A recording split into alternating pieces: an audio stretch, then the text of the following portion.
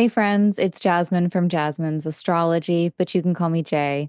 Welcome or welcome back to my channel. Today we're going to be chatting about the final new moon of 2024, and that is happening on December 30th at around 5:26 p.m. Eastern at 9 degrees of Capricorn. And this looks like a pretty classic kind of new moon that is going to be really great for setting grounded and realistic intentions that will help support growth of all kinds, especially long-term growth, whether it's material, physical, emotional, or spiritual. And this lunation is really doing its own thing in its own corner of the sky. And that's not to say that any astrology happens inside a vacuum, this new moon included, but there's only one planet that it's making an aspect with, which is a sextile to Saturn over in Pisces. And even if it wasn't making contact with Saturn, we would still pull Saturn into the mix when thinking about this new moon because, of course, it's in Capricorn. So Saturn is the planetary host of this new moon. And so for me, I think that lets us know that this new moon is pretty dedicated to our Capricorn and our Saturn stuff. Like, I think we can go really deep with our Capricorn house topics. We can really zero in on what kind of new beginnings and new opportunities we really want to manifest in this area of life or around these themes or within these relationships without really any kind of distraction or caveat or interruption from elsewhere in the cosmos. Now, of course, there's going to be other issues happening in other areas of the chart, other areas of life, but I think we might be able to find a certain steadiness and even like a calming presence from the energy of this new moon. So we'll each want to consider those Capricorn house topics in our chart in order to really personalize this new moon. And then we might want to reflect on the structures in that area of life and whether or not they maybe need a bit of a refresh. We can also think about the rules that we choose to live by and uphold around the themes of our Capricorn houses, the duties and responsibilities that we want to both honor as well as like enter into maybe in the new year, the boundaries and limits that provide safety in this area of life or just in life in general, maybe, as well as the people and places in our Capricorn house that we really want to prioritize in terms of like protecting and preserving. So we're taking our Capricorn house topics, our personal Capricorn house topics, and then layering it with more general Capricornian and Saturnian themes. Now, we just had the solstice in this same area of the chart, and that was a point of change and renewal for the sun. It marked the beginning of a new cycle for the sun. And now we have the moon moving through its monthly journey of rebirth and renewal. And so it does kind of feel as though we have this unity or this coalescing of sorts. And, maybe at the solstice, we started picking up on some inklings around how we want to move forward into 2025. There was maybe something coming into our awareness around that. And then at the new moon, there's this other part of us that like catches up and integrates, and we feel even more solid in our footing around these topics.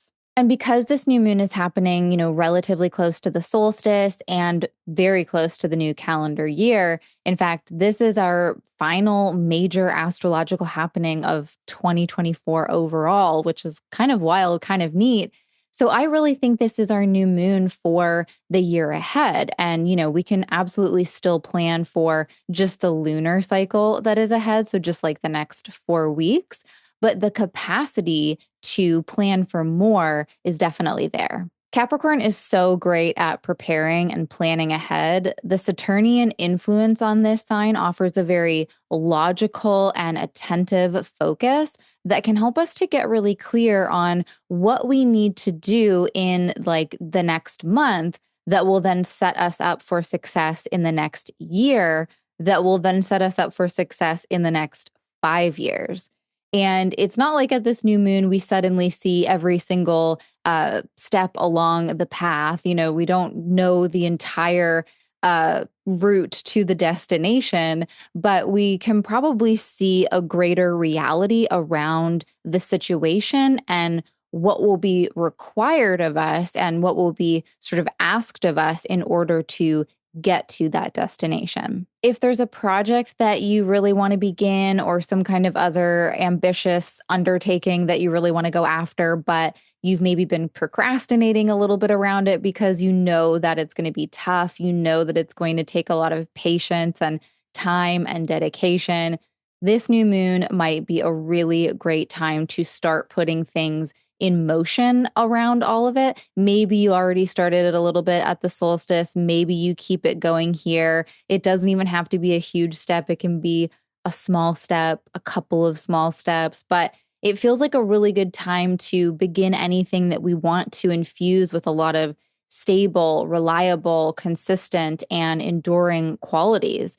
And on the flip side of that, that would also mean that we want to be kind of aware, kind of cautious, kind of careful about what we are putting into motion, because something that we don't want to stick might have more staying power than we'd really like it to. And while there is a lot of practical and grounded and even fairly serious and reserved qualities coming from this new moon in Capricorn, Saturn is over in Pisces. And again, it's the only planet having any kind of influence on this new moon. And it's going to be a helpful influence because the sextile aspect is one of cooperation and support and collaboration and just kind of an overall sweetness. And so that in combination with Pisces being a Jupiter ruled sign that has some very larger than life, big dreamer qualities, I think this new moon gets a really healthy dose of imagination and creativity, inspiration and optimism that can really shine through. I think we might get the opportunity to really marry dreams with reality here. Like, I don't see that the vibe is very pie in the sky. I don't think we run the risk of getting too ahead of ourselves or counting the eggs before they've hatched or whatever that saying is. I think there's a sense of like, okay, I have this big dream, and the reality is a big dream takes a lot of work and a lot of dedication, and it's not going to come easy, but I really want it. And here's how I can start to go after it. There's something here that says, like, that thing that's going to feed your soul, that thing that is going to satiate some sort of deep creative desire is actually totally possible. But we do see the reality of like, okay, here are the practical, the mundane things that are going to make this seemingly magical thing happen. Are we willing to do them? And again, that sextile aspect is one of support. So we don't have to take this journey alone. I mean, we can draw on our past experiences and our past wisdom gained from those experiences. Like, we can absolutely look to our past self for guidance, but we can also reach out to others. I mean, maybe there's somebody out there who pursued and achieved a dream that is just like yours or similar in certain ways to yours. And they might actually have a lot of wisdom and a lot of help to offer. Okay, friends, that's all I've got for this video. I hope it's been helpful in getting you ready for this year's final new moon. Let me know in the comments, where is this happening in your chart? Where is Capricorn in your chart? What little seeds are you planting for the month ahead or the year ahead or for the next 5 years? And let me know if you have any questions or need any clarification around any of this stuff. And thank you so much for watching, not just this video, but any and all of the videos that you might have tuned into over this past year, really just these past few months. I'm so grateful for each and every one of you out there. It always brings me so much pleasure to bring you these forecasts and to see your comments. So thank you so much for spending time with me in 2024. If you have enjoyed my work, please take a moment to like the video, subscribe to the channel, maybe tell a friend about it. That would be awesome. These are super helpful and super free ways to support my work. And I'm super grateful for all of it. And I will be back in 2025 with more astrology insights and other cosmic chit chat. But until then, everyone, I'll catch you in the cosmos.